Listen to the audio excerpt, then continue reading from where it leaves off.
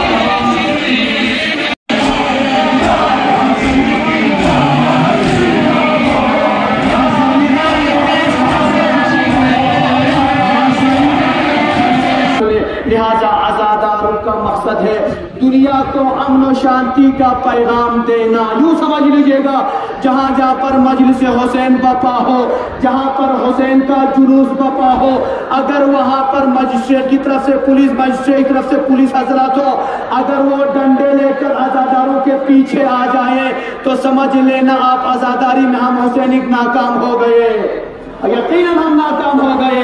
अगर हमारी आजादारी को देखकर, हमारे अमन शांति को देखकर पुलिस एजमेंशन बैठी रही, आराम से हमारे लिए दुआएं देती मिले, तो समझ लेना हम हुसैनी कामयाब हो गए, मकसद करबला कामयाब हो गया। हुसैन का मकसद तो ये नहीं था ना आजादारों कि मोमिनीन लड़ते रहे, हुसैन का मकसद ये नहीं था कि मोमिनीन फसाद फैलाए, मोमिनीन ये किया वापस में लड़ते रहे, झगड़ते रहे। हुसैन का मकसद था तमाम मुसलमान एक होकर परचम इस्लाम और परचम हुसैनियत के अंदर आ जाए। लिहाजा यकीन की बात को तमाम करते हुए तमाम मनुष्य का और तमाम आजादारान का जो आज इस जुलूस में शरीक है, सबका शुक्रिया अदा करते हुए आजादारान अबा अब्दुल्ला यकीन याद